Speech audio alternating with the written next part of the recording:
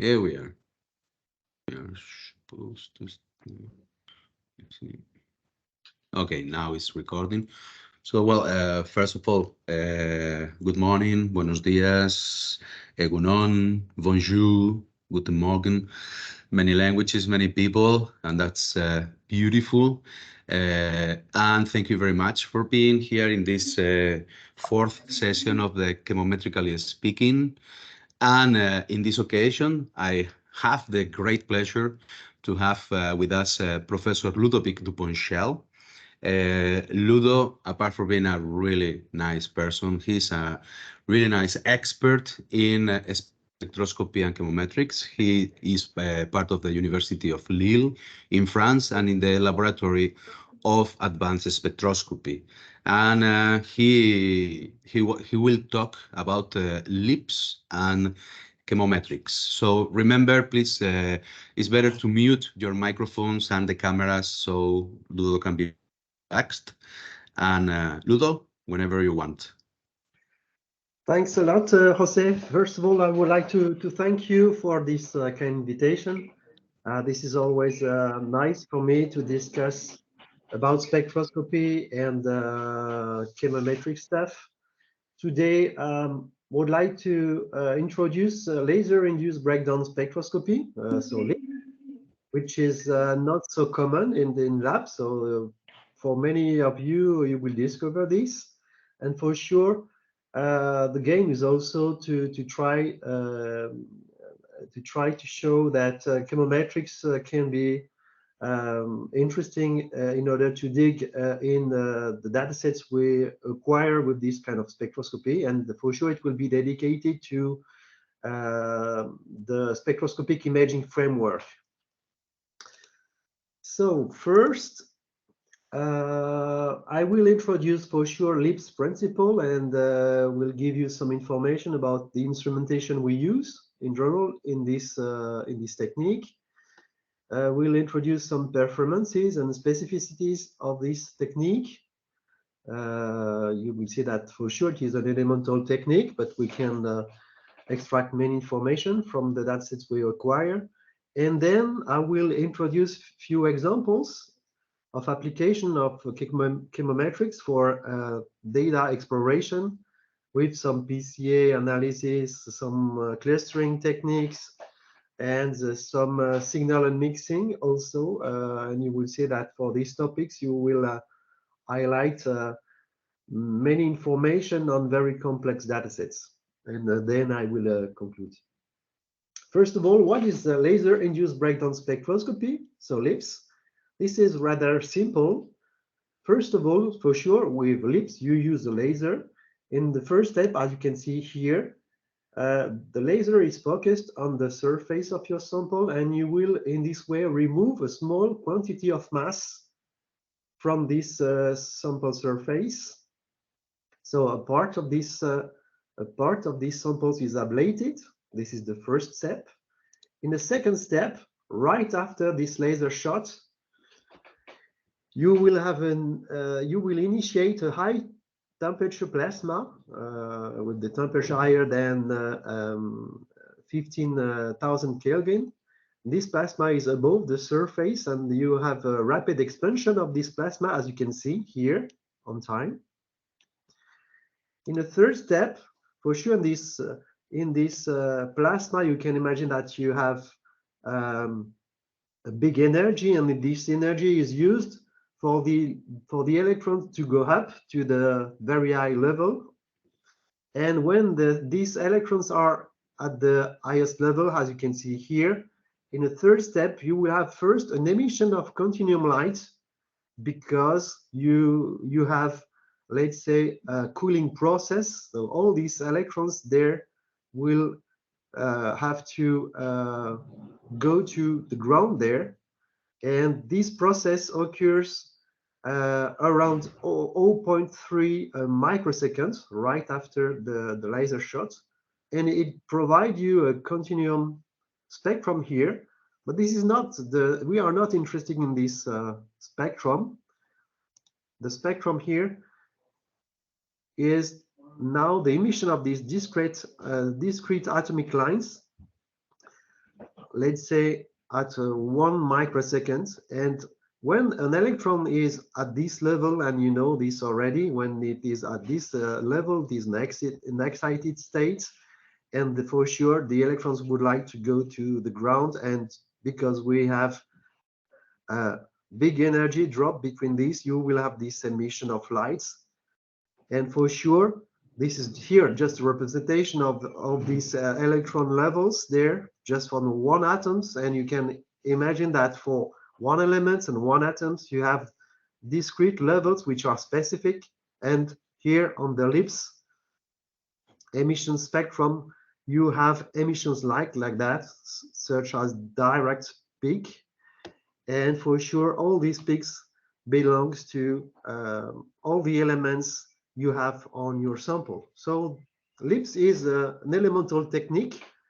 So you could say me, okay, but this is just an elemental technique. This is not so interesting because I'm interested in molecules. You will see in the next slides and in the examples I will give you that when you use chemometrics, you can make links between elements, and potentially, for example, with mineral samples, I have information about mineral phases or things like that. Just one slide to explain you how we can use a LIBS spectroscopy in an imaging framework. First of all, you have to prepare your sample here. This is the case of kidney. Imagine I have a kidney and would like to analyze a tissue section. So first you prepare a tissue section. You put this tissue section on a substrate. It can be a plastic substrate like that. The thickness of the tissue section is, let's say, around 10 micron. And then you put your substrate and your tissue section onto a motorized stage. You will see why. In fact, this motorized stage is the way to move your sample. And as you can see, with LIBS, you use a microscope, and this is the representation of the objective. For sure, this objective is used to focus the laser on a particular surface. Very often, the surface is 10 micron per 10 micron. And as you already know now, when the laser shoots, when you have the laser shoot on the sample surface, you have the emission of the plasma, and for sure, with this collection system there, with an optical fiber, you go to the spectrometer, and it is possible for you to acquire at this position the LIBS spectrum. And here, for example, you have 4 examples of LIBS, spectra. Here, for example, for this position, you have this spectrum. For this position in blue, you have this spectrum, and so on. And because you use a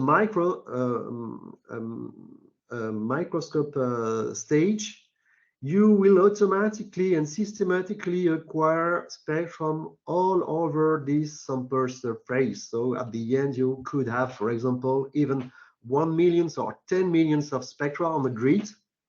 And for sure, the game of an imaging experiment is to say, okay, I would like, for example, here to see the distributions of gold. What I ask to the computer is to say, okay, I know that gold emission is located at this wavelength. So I will ask to the computer, please integrate, so calculate the age of gold over all the spectra of the datasets.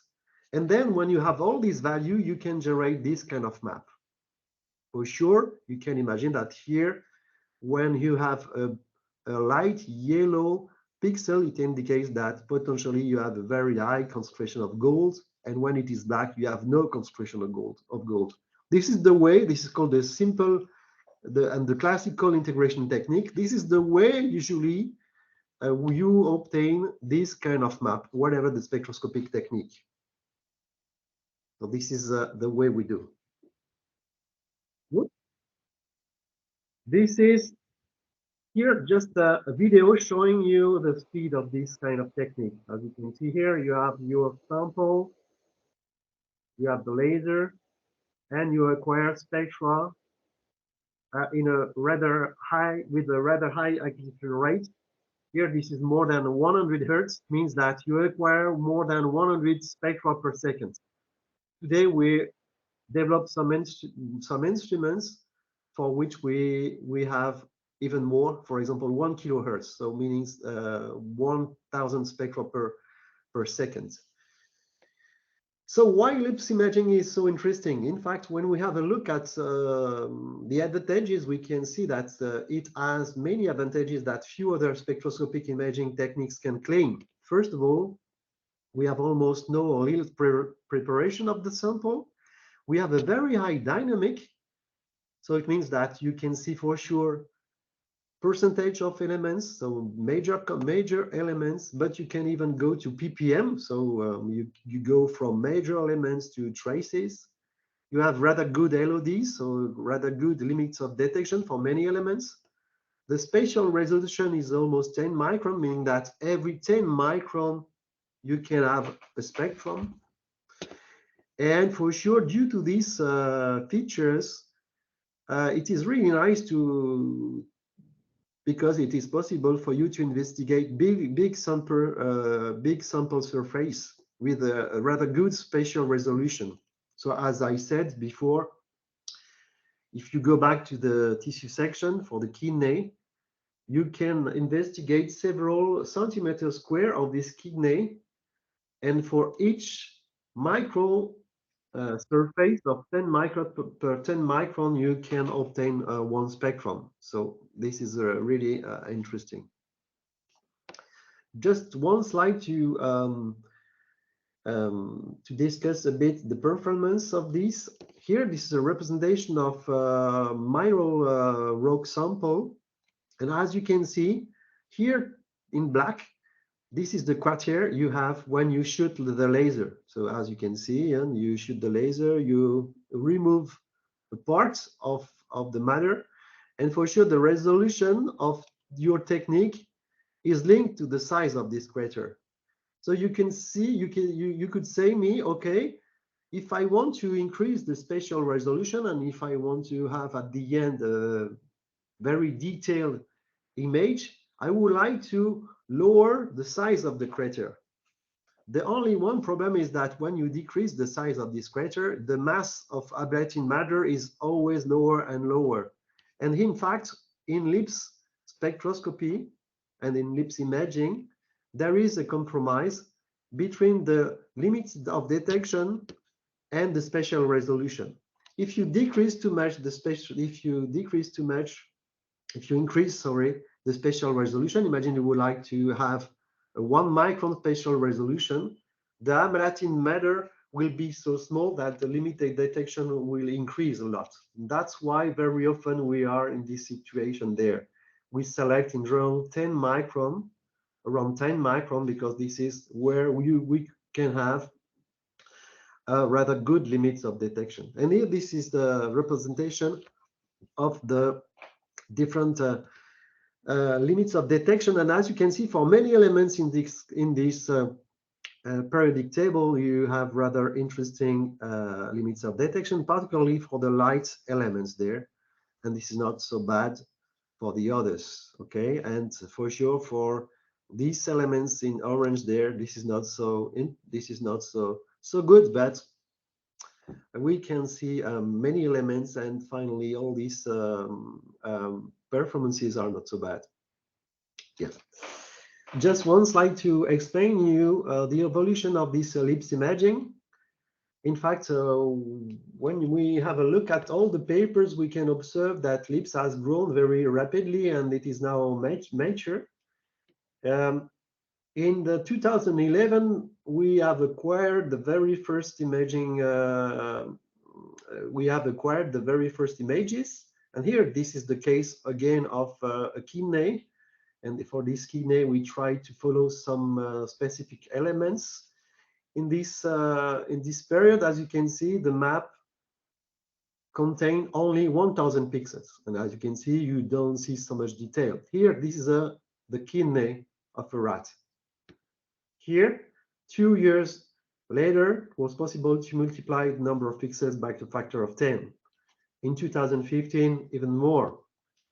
in 2017, as you can see, we can have many details there. We have 1 million of spectra, and from this spectra with integration, for example, you can have this kind of map. And today we have kilohertz system, and we can acquire more than 10 millions of pixels, and you can even imagine that we can see even more details on that. For sure, we have many applications of this technique. First of all, in the biomedical applications, in order to see some organs, some elements, or some specific elements on tissue section. What's that? We have geological samples analysis. We will have a look at this right after. And for sure, we have some industrial application there for catalysis or others application. Why we are using chemometrics? Why we are using chemometrics? Just to try to understand that, because finally, if you have a look at the datasets we can acquire, and we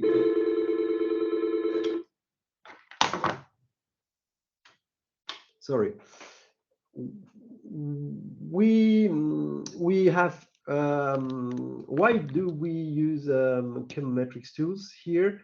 As you can see, this is a geological sample there, and for sure, as usual, on these kind of samples, you can acquire many spectra systematically, and for sure here, this is the mean spectrum of the datasets. And as usual, for example, if I want to highlight or generate an image of this lead, I just have to integrate these bands all over the datasets, and then, as you can see here on the left, what is in red, you have the localization of this lead for this sample. If you do the same for copper there, if you integrate these wavelengths all over the datasets, you will have the localization of this copper, and the same for zinc, the same for silicon, the same for iron.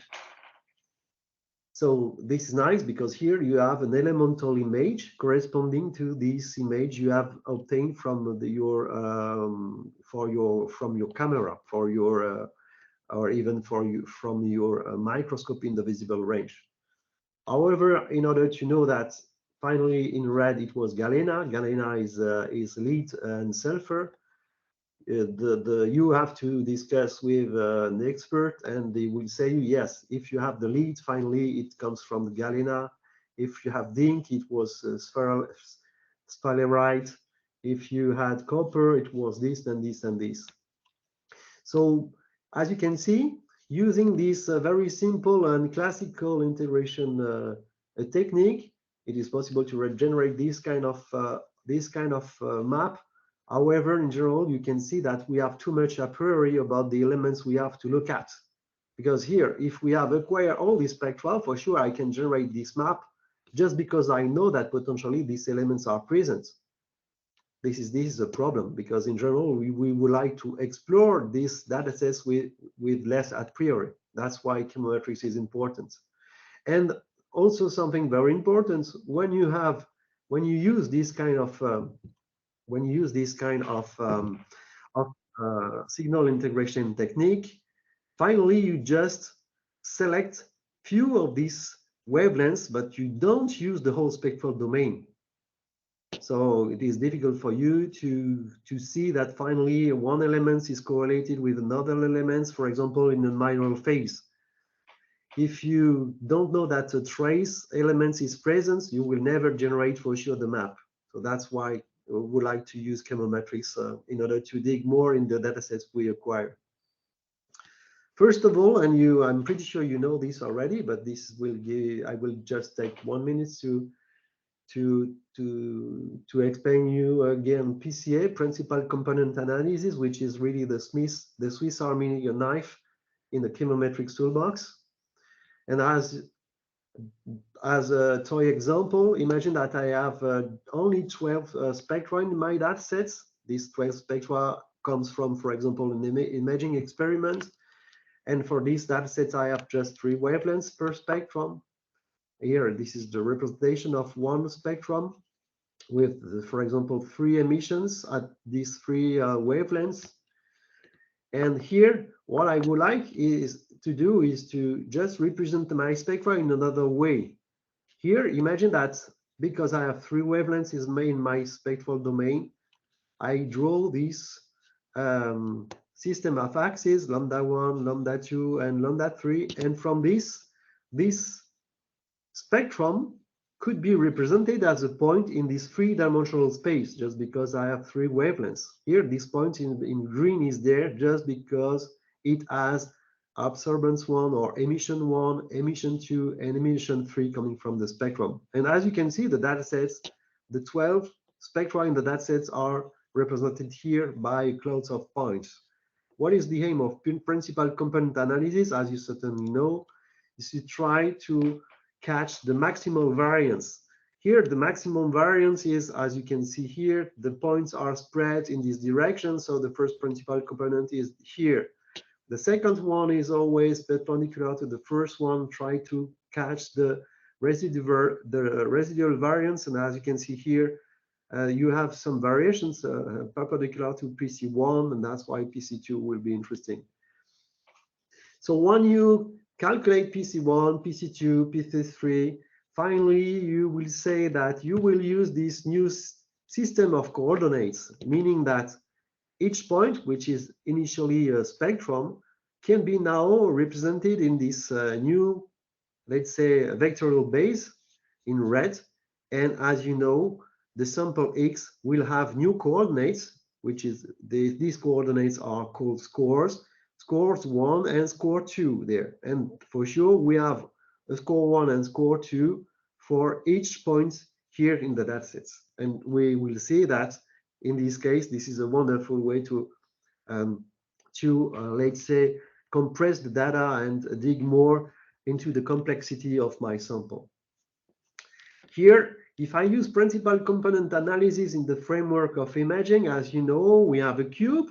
So X and Y correspond to the spatial coordinates. And here, the third dimension of the cube is the wavelength of your spectral domain. It is not possible, very often in chemometrics, this is not possible to manage this kind of cube. And due to this, what we do, we unfold the cube.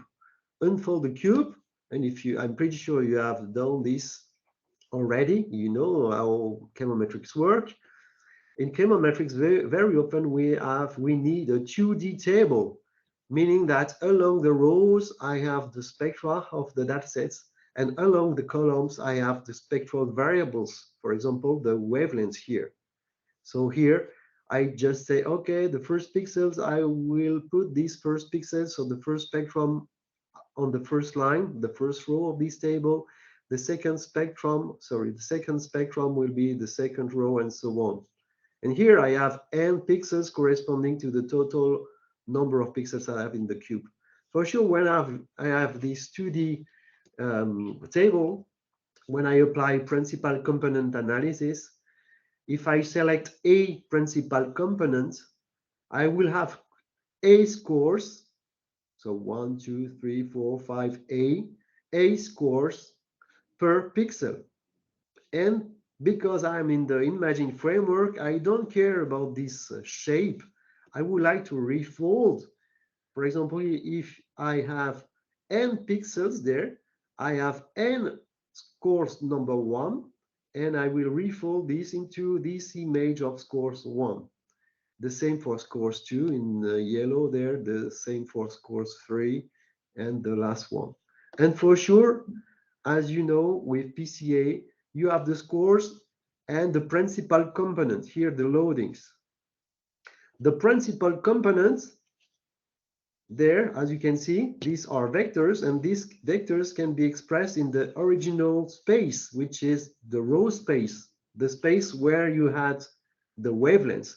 That's why principal components finally is represented as the spectrum.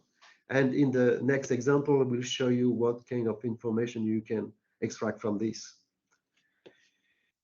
As a first example, I have analyzed a turquoise sample obtained from a turquoise deposit in iron.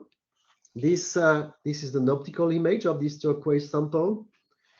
And this in this mineral, we have three main phases: the turquoise, the pyrites, and silica, which is mainly quartz. So what has been the protocol? We have just prepared the thin section block, and it has been polished prior LIBS imaging. So you put the polished sample on the stage of your microscope, and we had the acquisition of the LIBS datasets. In this case, we have acquired around 2 million spectra over this spectral range. As you can see, this is in the UV range from 245 to 330 nanometers. And on the spectral domain, we have 2048 wavelengths. We need this spectral resolution because the emission lights are really thin and we have many overlaps. That's why we need this. The spatial resolution was 15 micron, meaning that every 15 micron we have acquired a spectrum. And the sample surface is interesting because, as you can see, this is several centimeters square. And the idea is now to say, okay, from these 2 million of spectra acquired from this surface, is it possible for me to have some interesting information about the phases? As you can imagine, the first task we do, in general, this is just to use the simple and the classical signal integration technique. How it works. Here, as you can see in black, this is the mean spectrum of the datasets. And as you can see on this spectral domain in black, you have many emission lines. Okay. How is it possible for us to know who's who? In fact, we have some libraries. We can even simulate some spectra.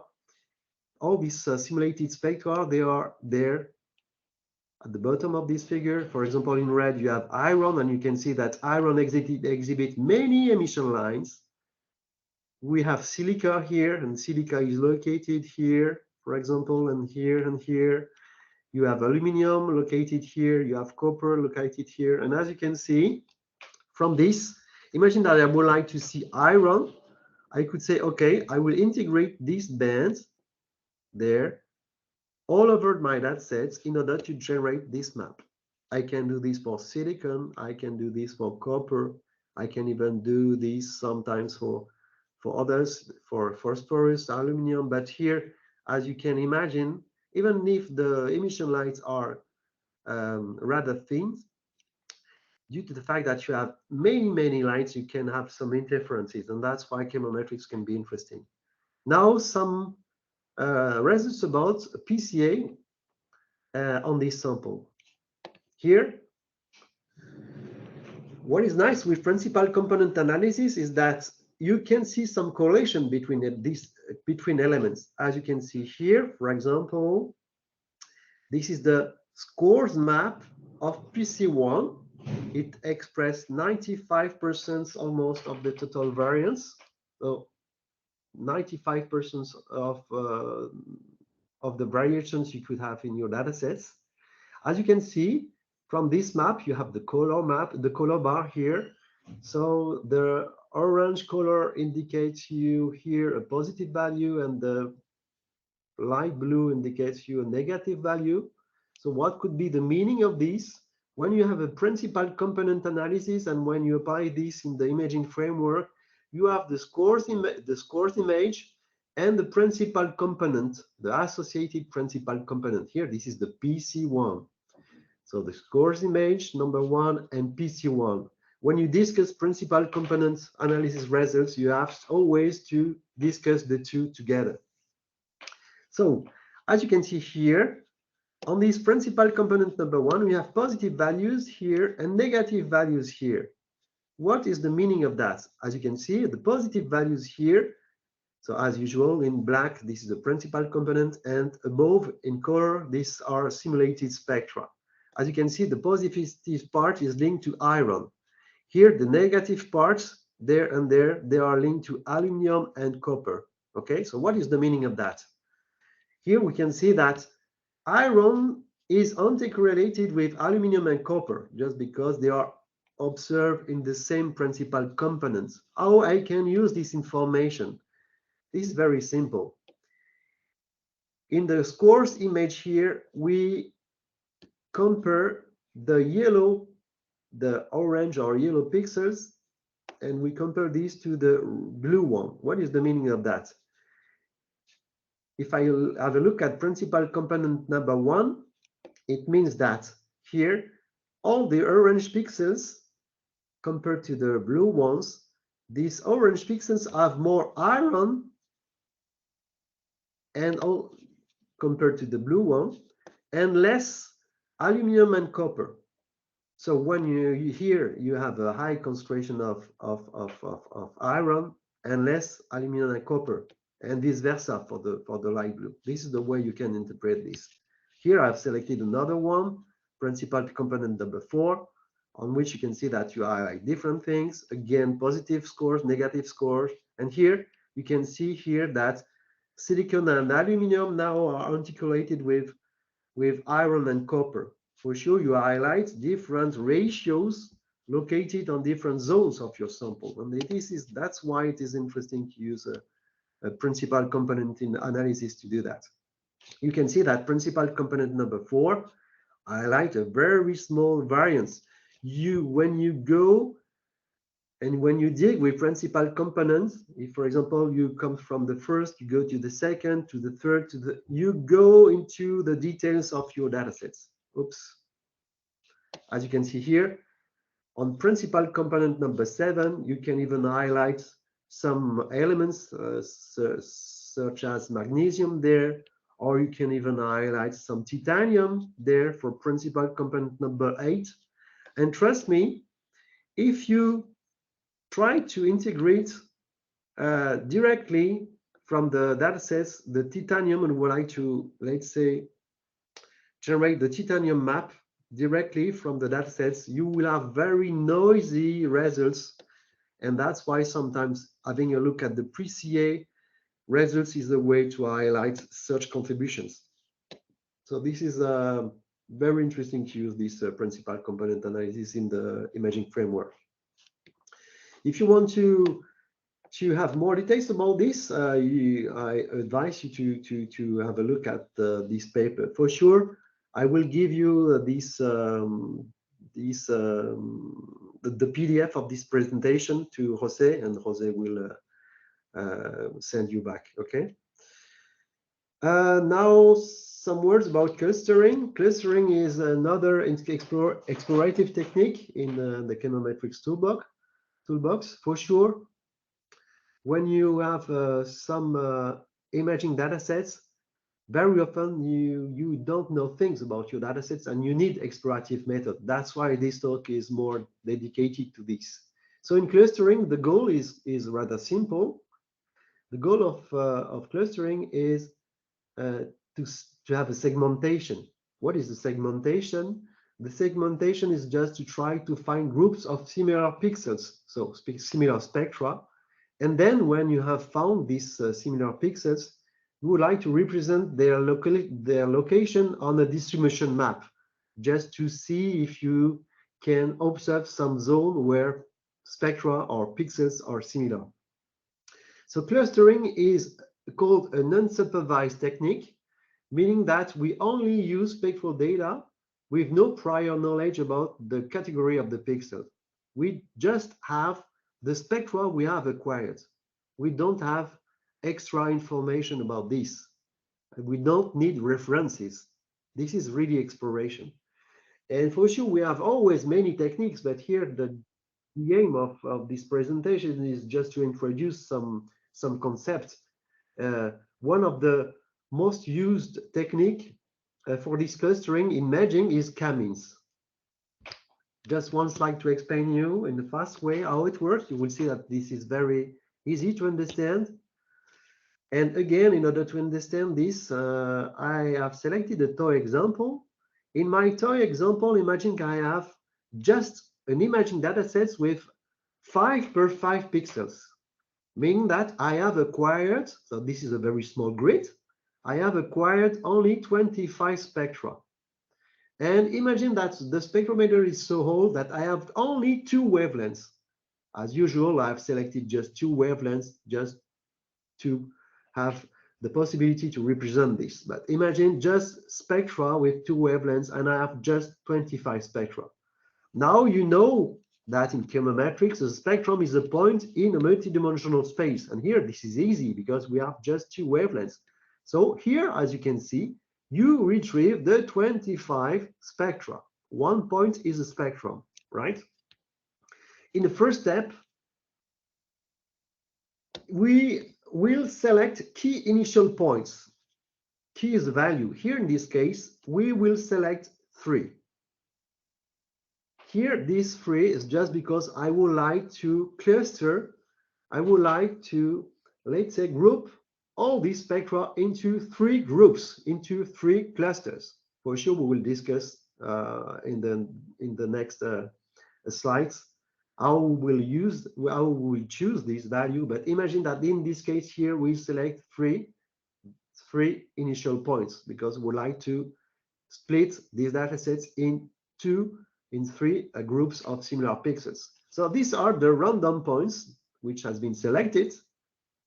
And what I will do, this is very easy. I will calculate for each pixel in my datasets, I will calculate the distance between, for example, these points and the red points. Again, these points and the green points here, these points and the blue point there. And in this way, so I calculate the distance between points. It can be Euclidean distance. I'm pretty sure you know this. What is Euclidean distance? This comes from mathematics. This is very easy. This is usually the Euclidean distance we introduce when we have to calculate distance between 2 points in geometry, for example. And when you have these 3 distances, you can say, okay, who is the nearest? As you can see here, this point is near the nearest centroids is finally this red. And in this way, you assign these points, you assign to the red cluster these points. And for sure, you do this calculation for each. And as you can see on this step, each pixel has been assigned. And now, because it has all these points has been assigned, you will calculate the mean of the cluster number 1. As you can see, the mean of the cluster number 1 is now there. So this is a way to say that finally you will update the position of this mean. You calculate the mean here. You calculate the mean of the green, and it goes from this position to this. And here, this is the same for the blue one. When you have done this, you have finally an updated version of these centroids. And for sure, again, all these points are unassigned. And you will calculate again all the distances. And you can imagine that these centroids, these 3 points, will move till convergence. And when you have convergence, it means that you will not move 1 pixel from a cluster to another one. And this is the case here.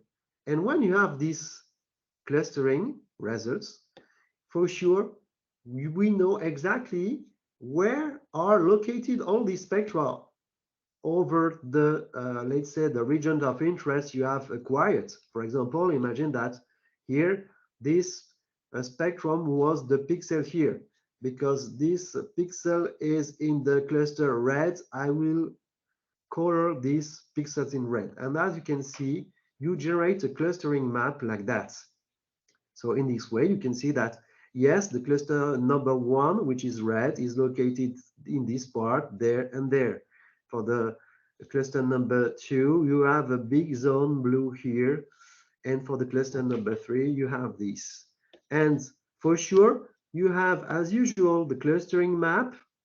And as you can imagine, for each cluster, I have the centroid. The centroid of the cluster is the mean. For example, the centroids of the cluster red is the mean spectrum. This is the representative spectrum of the cluster.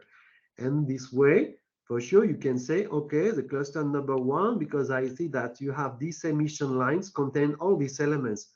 The cluster number 2, yes, another group, they contain others or different ratios of these elements. This is the way we can use clustering to dig into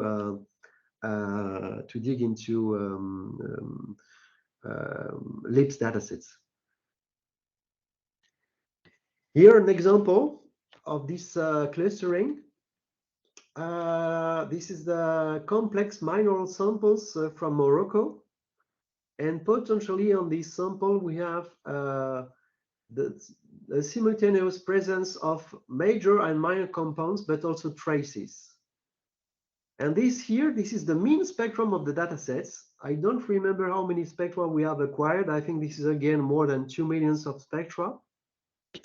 On the mean spectrum, you can see many elements as usual: iron, lead, magnesium, calcium, silicon, copper, silver, things like that. And for sure, as usual, you can always say, okay, I would like to see, for example, a map of leads. I integrate this band and I can generate this in red. As you can see here, this image is a representation of my sample. As you can see, again, this is potentially several centimeters square. So, and as you can see here on this image, you have the different elements, lead, you have the silicon there, you have some calcium, some zinc there, or things like that. This is interesting, and you can do for sure for different elements, and this way you generate another map, as you can see. But as you can see, you can play a lot with that. However, this is really tricky because you don't really catch the correlation, because when you analyze, let's say, mineral samples, you would like to highlight mineral phases. And a mineral phase is a particular ratio of elements. So that's why clustering could be interesting here. So what's about now clustering results on this? Oops, yes, here. So as you remember, we have the 2 million data sets, and we would like to apply k-means. However, the user have to select the key value, the number of cluster, in order to divide, to partition the datasets. And when you have a look at the papers in literature, what people do, they say, okay, I will begin the calculation with clustering, the cluster number of cluster equals 3, 4, 5, 6, 7, 8, and then I will stop when I'm happy about the results. This is really not the way we have to do it.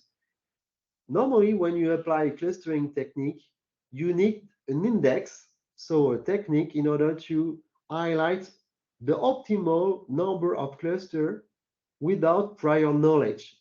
How it works?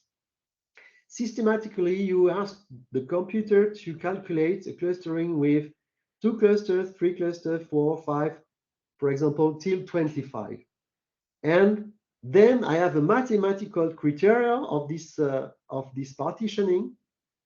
And from this mathematical criteria, which is called an index, it is possible to highlight the fact that the optimal number of clusters is this. This is what is presented here. The PBM index is a well-known index used in clustering, and as you can see here, for each clustering, when I have clustered with 2, 3, 4, 5 till 25, I have calculated the index, and with this index, as you can see, it goes up. You have a maximum and goes down there. With this index, you just have to look at this kind of graph, and you can see that when you have the highest PBM index, it means that you have the optimal splitting of the datasets, which is 5 here. So here, the results I obtained with k-mean clustering with 5 clusters is presented here. As you can see, you have a first zone here, 1, another one in green here, another one here in yellow, a blue and a gray. And for sure, oops, you have the 5 spectra of these the 5 centroids, so the 5 mean spectra corresponding to each zone of the mineral sample. You can imagine that here, when you speak with an expert of these mineral samples, in general, they are really happy because when I have presented this to this kind of guy, in fact, he said this is really interesting because you have highlighted here the cluster number 1 belongs to or is the galena phase, sorry. The cluster number 2 is potentially calcite. The cluster number 3 is quartz with traces of magnesium, aluminum, calcium, titanium, and iron, and so on and so forth. So we were really happy about that. But the next question was, is it possible to go more into details of these mineral phases? And that's why we said, okay, why not applying a new clustering on each of these clusters separately? So here, if we apply, for example, a clustering only on this cluster number 5, remember the cluster number 5 was just this 4. So we have just selected, this is just like applying what we call a mask. If we select only this spectra and we apply a clustering technique, for sure, as usual, we have used the PBM index. And on this sub part of the data sets, we have highlighted that optimally we had 6 subclusters. So finally, these clusters could be described with more details into 6 subclusters, which are highlighted here, as you can see, with different colors. And as you can see, these 6 subclusters highlighted different ratios of different elements, and it was even possible to highlight this very small part here, located here, which is mainly zinc and some iron, which is really hard to catch if you just apply the clustering, the first clustering step, because in the first clustering step, these parts were not highlighted.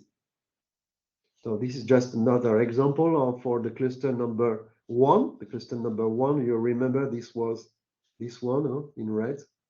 The cluster number 1, if you analyze it separately and you apply again the k-means, this time 3 subclusters has been highlighted by the PBM index. And as you can see more details about the veins there, highlighting different ratios of some elements.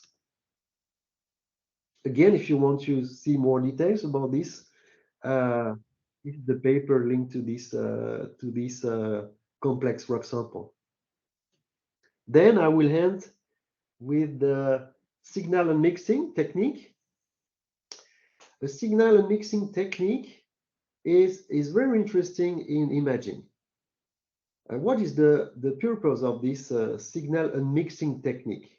In fact, the idea is from a set of spectra. You can imagine that spectra I can acquire on such data set, they are potentially containing mixtures.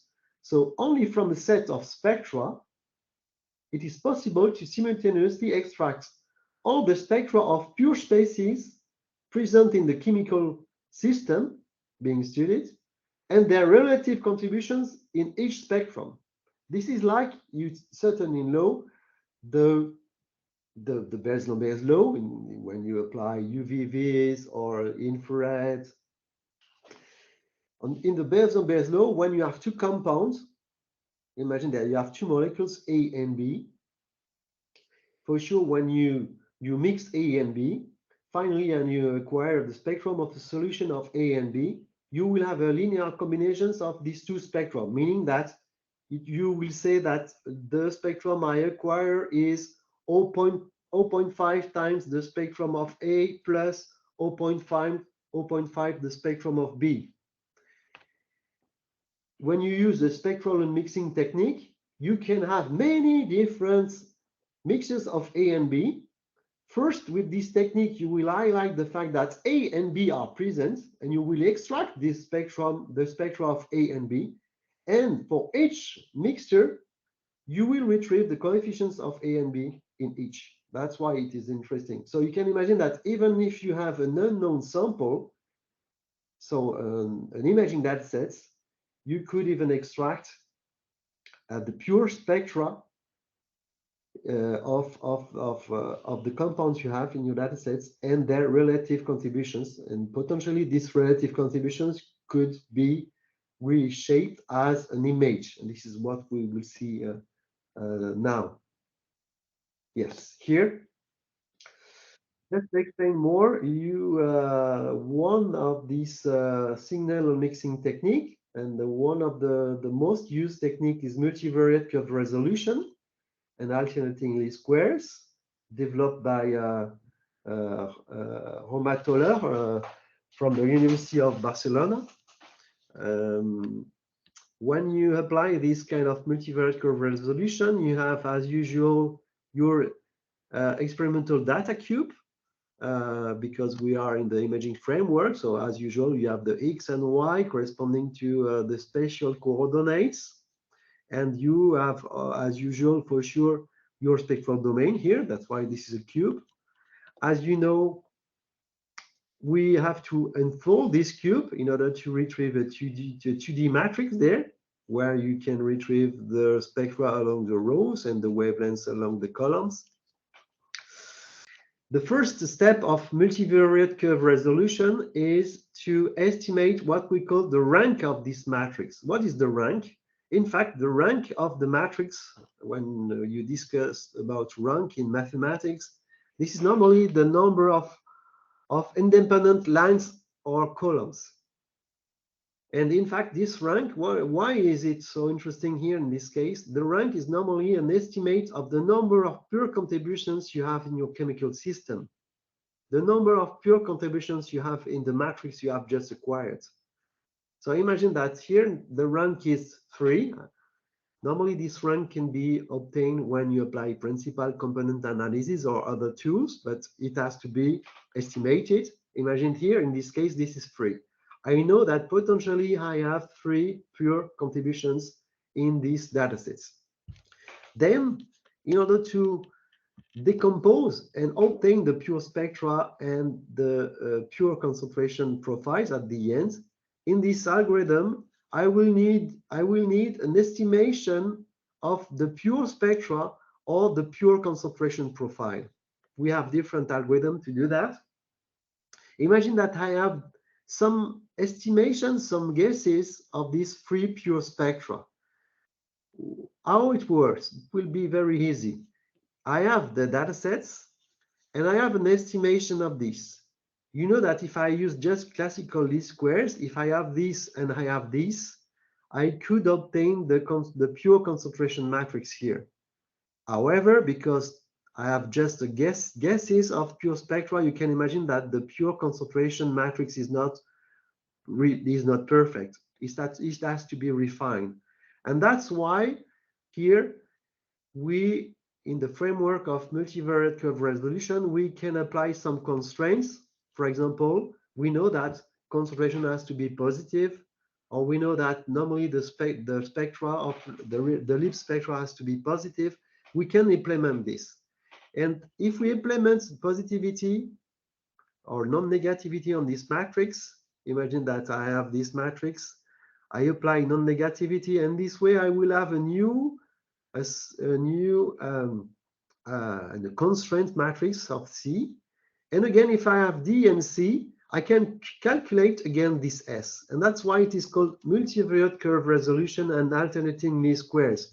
Alternating least squares is just because I will refine S, then C, then S, then C, then S till convergence.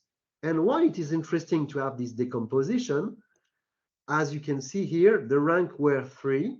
At the end of the calculation, I have here the pure spectrum, the second pure spectrum, the third pure spectrum, and for each here, the first pure concentration, the pure concentration of the second compound, and the third pure concentration of the third compound. And for sure, here, this concentration can be refolded into a map of pure compounds.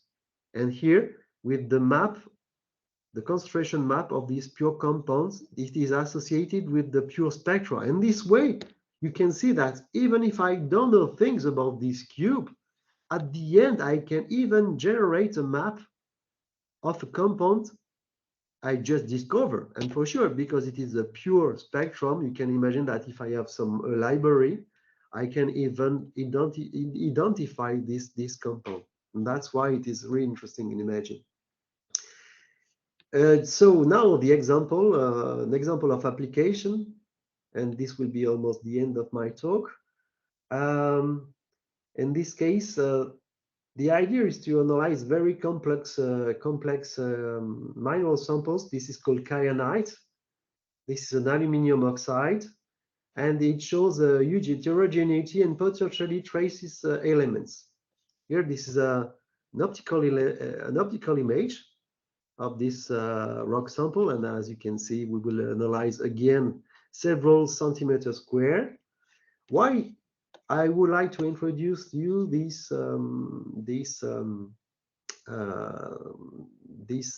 analysis. This is because we have first a limited knowledge regarding the luminescence of complex material. Luminescence is another effect you observe when you light a sample, and this is not exactly like fluorescence, but keep this in mind. This could be almost the same. Luminescence is a phenomena you observe. You light your sample with a particular wavelength, and as a response, your sample will give you back some other photons. So why we have a limited knowledge about this luminescence? Just because luminescence phenomena is very complex, and we have many different kinds of elements in this. And here, these are luminescence spectra acquired from these samples. And as you can see, this is a bit weird. This is really noisy. As you can see, this luminescence has been observed in the spectral domain. This is really noisy, and the bandwidth is really big. And here, if we have a look at this kind of spectra, we could say, okay, we have just two luminescent signals and not so much. And that's why it is important to try to dig more. And why not propose another way to analyze this kind of data? So what we can do. And here, this is also an opportunity to show you that LIBS imaging has one last major asset. And in fact, this is the multimodality. What is the multimodality? Perhaps you have heard this about imaging. A multimodal system is a system allowing you to analyze simultaneously different kind of spectroscopy. Here, what is nice is that here again, imagine I have my sample on my microscope stage. I have my laser. This laser go through this objective. I generate the plasma, and from this plasma, I can have the usual LIBS emission catched by this optical fiber and this spectrometer. So this is the LIBS I observe. The LIBS signal is observed 1.2 microseconds after the laser shot. And what is nice is that here the plasma becomes a source for the luminescence, meaning that the plasma is the source to observe the luminescence of your sample. And in this way, if you have another optical fiber and another spectrometer, you can acquire simultaneously what we call the PIL, the plasma-induced luminescence. This is plasma-induced luminescence because finally the plasma generated during the LIBS experiment is now a source to do another spectroscopy. And what is nice is that you just play with the time, because this luminescence is just acquired 100 microseconds after the laser shot. So you can see that you shoot with your laser the surface, and we can say that finally, simultaneously, almost simultaneously, you can acquire the two spectrum for each position. For example, for each microsurface of 10 micron per 10 micron, you have one LIBS spectrum and one pill spectrum. So that's why we have this is called the multimodality. You have two modes, the LIBS and the pill. So what is the idea here? You can imagine that when you have a look at the LIBS spectrum, you have many elemental information. You have information about many elements, whatever the concentration. Here, you can see that you have only, it seems to highlight only two kinds of signal. So the idea will be to introduce a chemometrics tools in order to say, okay, it could be really nice if we could merge and use simultaneously the pill and the LIBS, because we have really specific information about the elements and will perhaps highlight things about this pill we don't know. That's why we use here chemometrics. So here, for this sample, as I said, I have acquired more than 2 million spectra in few hours. For the spectral domain, again, more than 2048 spectral channels. Here, this is the mean spectrum of the LIBS datasets. And as you can see, you have many lines: iron, titanium, chromium, calcium, vanadium. And here, this is the mean spectrum of the datasets for the pill. As you can see, the signal-to-noise ratio is better, but this is normal. This is the mean of more than 2 million spectra. That's why it seems to be better now. Okay. And as I said, the idea is to try to use the two.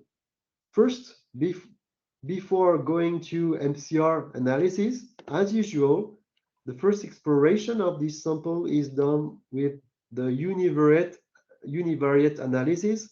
Univariate is just using one wavelength. So as you know now, the simple integration technique. And as usual, from the LIBS mean spectrum, I could say, okay, would like to integrate and generate the map for chromium. So you say, okay, this line is chromium, and you integrate the signal all over the datasets for this wavelength, and you generate this map. So when you have odd color here, it means that you have a high concentration of chromium, and when it is gray, you have almost nothing, and it is light blue, you have intermediate concentration. For sure, you can do this for all these different elements. This is calcium, titaniums, and here into bracket, this is the wavelengths used for this integration. And here, from the pill, you can do the same. If you integrate the P1, so the first luminescence signal, you have this map. If you have the P2 here, the second one, you have this one. If you compare the two maps, you can see that these two maps are almost the same, meaning that as a first hypothesis, this band seems to be really correlated to this one. They speak in the same way, okay? And if you even compare this to the others, you could say, okay, if I compare this map to this map, this chromium is not exactly the same, but this is not so bad. So potentially, we can say that even without chemometrics too, that this luminescence can be linked mainly to the chromium, but this is we can go deeper with this kind of simpler tool. That's why now we would like to see what can be done.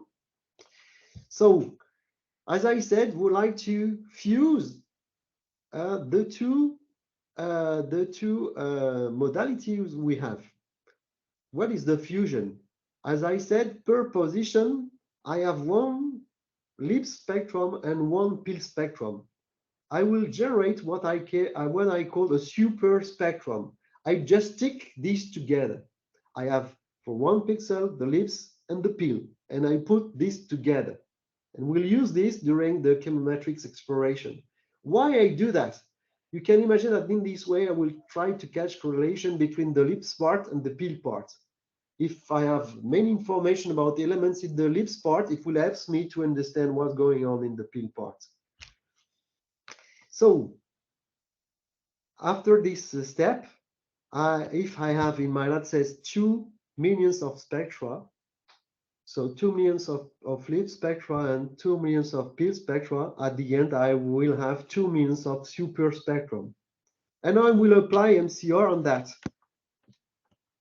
The main idea is finally to try to use these LIBS in order to interpret the peel part. Here are the results. In fact, perhaps you don't remember, but when I apply multivariate curve resolution, I have to estimate the rank, the number of pure contributions I have in my datasets.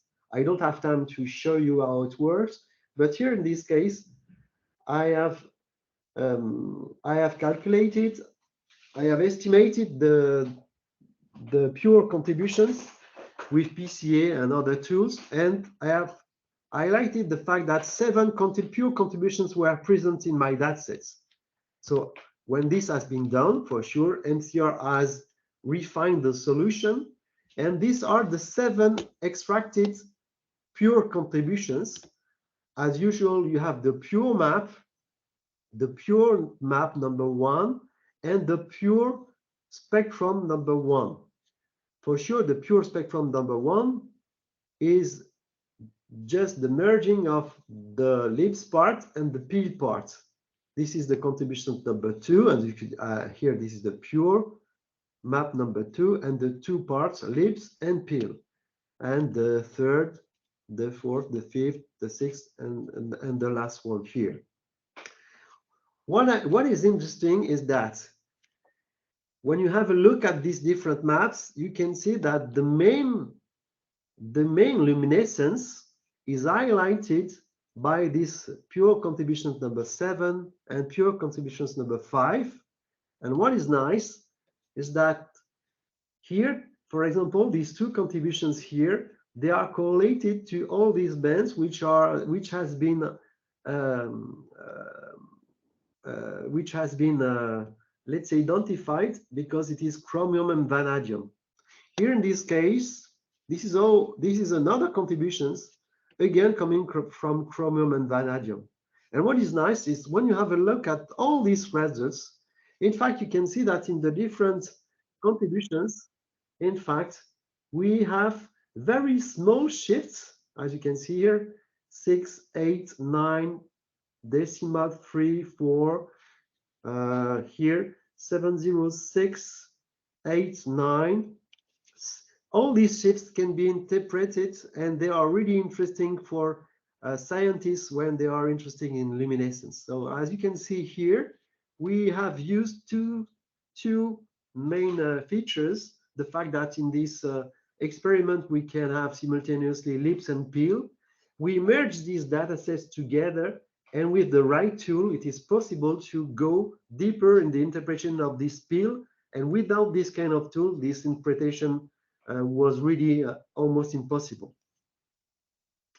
Again, if you are interested in this, you will have more details in this paper.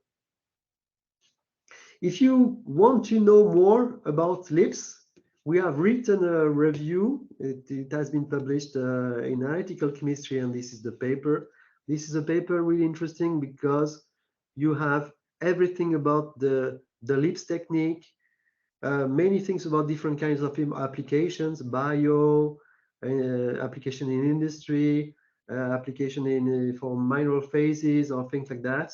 And this is a very interesting paper. So please go and see it. And then now just one conclusion. In this presentation, I hope that now you understand that LIBS can be really interesting for the exploration of complex samples, even if it is an elemental technique. we have seen that we have different tools in order to highlight different aspects of the sample depending on the aim you have. It can be PCA, it can be clustering, it can be signal and mixing. We have different tools, and very often we play a bit with these different tools to have different point of views. And something you have to keep in mind is that everything that has been seen here can be, of course, applied to other spectroscopic imaging technique. This is not dedicated to LIBS, but also that all these tools we have seen, they are not only dedicated to imaging. You can also have this kind of application in bulk analysis, because in bulk analysis, for sure, you have one spectrum per sample. But in this way, if you have, I don't know, 100 samples, you will have 100 spectra. And for sure, as usual in chemometrics, if you have this 100 spectra, you can apply PCA, you can apply clustering, you can even apply MCRLS. So this is possible for sure to apply all this when you have a datasets, whatever the origin of these datasets. And would like to thank two colleagues.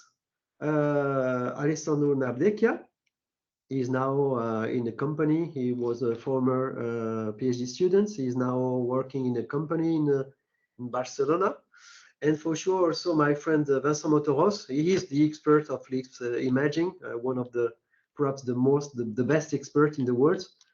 And for sure, I would like to thank you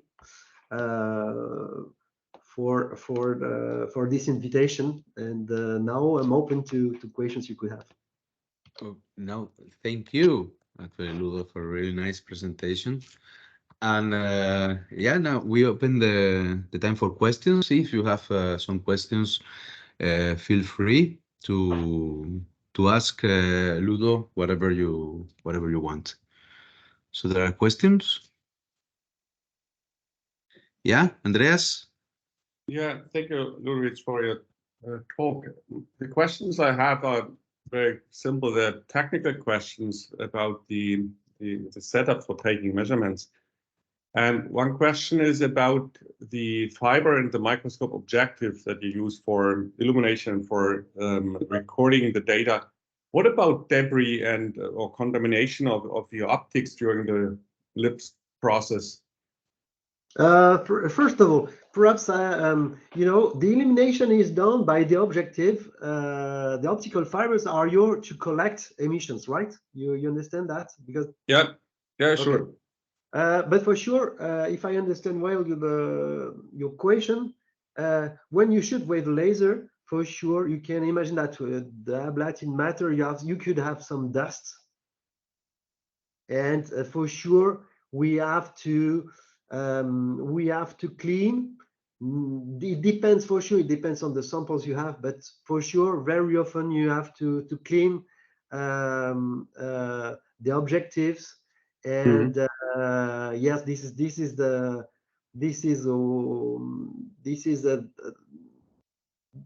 can be done, but for sure this has to be considered for sure. Yeah, is it easy to clean, especially if we work with metals? Yeah, this is possible to this is not so difficult in general.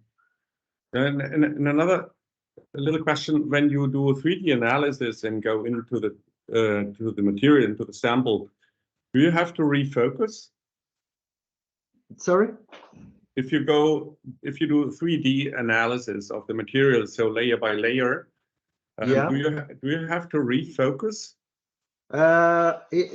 First of all, I would say this is not possible to really have a 3D analysis.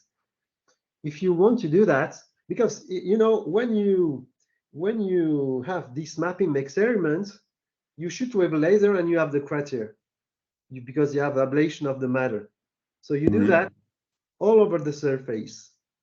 But for sure, when you have the laser shot, for sure you have you have a volume, so you penetrate in your sample, and you have one spectrum. If you want to dig more on your sample, you have to take your sample you have to polish it again and do. This is not possible. It is not possible to have a real 3D analysis on time, which is done, for example, in perhaps tough seams or things like that. This is not possible to do like that. You have to analyze first your region of interest, and then if you want to dig more, you have to polish it again and do again and do again. But this is not possible to have a real 3D analysis during the acquisition. Okay, thank you so much. You're welcome. There is a question in the chat. I will read it, don't worry. Yeah. Thanks for the presentation. Is there a connection between PBM index and rank? No. The PBM index is in fact, in literature you have many indexes in order to try to obtain the optimal number of clusters. Okay, and the number of clusters is not the rank. The rank is the number of pure contributions you have, and in fact this index potentially can be completely different from this rank. The rank and the PBM index and the index used in clustering can be completely different on the same sample. These are not the same. I don't know if I'm clear, but perhaps you can add something, José. So. No, Yeah, that seems clear. It just seemed like there might have been a connection, since they're both used to decide numbers of clusters and classes. So, but thank you. But I can add something on that for sure. As I said, this is really easy to apply clustering. You just have to click and say, okay, 3. You click, you have the results. And usually many people say, okay, I will dig in my data sets with 2 clusters. I have a look at the map. 3 clusters, I have a look at the map. 4, 5, 6, 7, and you will stop when you think that this is okay. However, you have to be careful, because we are human and you always trust images, meaning that sometimes you are so convinced that something has to be observed that you stop. But trust me, many artifacts can be generated with mathematics. That's why normally when you apply clustering on datasets, there is no perfect index, but you need an index in order to help you without prior knowledge to say you have to use this number of clusters. You can't imagine the number of times I can see this kind of behavior when people use clustering. So, and this is the same for MCR. For MCR, for all signal and mixing technique, people have to fix the rank, the number of pure contributions. Very often what they do, they say, okay, normally I think that I have 3 contributions. So they begin with 3 and they test 4, 5, 2, and they have a look at the results. This is normally not the way to do it. You need to evaluate the rank. Even with my students, I have a tutorial. I mixed 3 pure molecules. You do it in the lab. You do it. You generate an image for that. However, we acquire these data sets in a very fast way. So the signal to noise ratio is really bad. When you calculate the rank, you don't see 3, you see 2, just because the noise is so high that the variance of one of these 3 elements are not seen. And if you apply MCR directly with the rank of 3, everything collapses. And if you take the rank of 2, which can be highlighted with PCA, it's a bit better.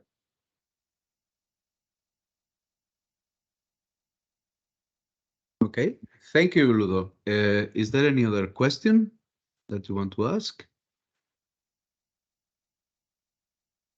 No? So then I just have to thank again Ludo for this really nice presentation, really inspiring presentation for us. And just to you, to the people, to the audience, just to say that a couple of news. I will put the video in the YouTube channel, and I will communicate you in when this is done. But we go on holidays now on this chemometrically speaking, and we will return in September. And in September we return the strong, because the fifth chemometrically speaking will be given by Davide Balabio, Professor Davide Balabio, from the University of Milano Bicocca, and he will talk about advanced classification methods. He will talk about random forest, support vector machines, and self-organized maps. And he will do it physically present. So he will be here with us one day, like we did with Marina in Data Fusion. He will be here, but of course I will give you the details on that. This will be the first week of September, and the second week of September, I mean, I will announce it, but we are still preparing it. The second week of September, Tecnalia and IBEA, we are preparing a week of hyperspectral image analysis, a course. Okay, so I will keep you informed of these things. And now, just again, thank you very much, Ludo, and thank you very much all of you for being here. Thank you. You. Bye bye. Thank you, Jose. Bye bye. Bye.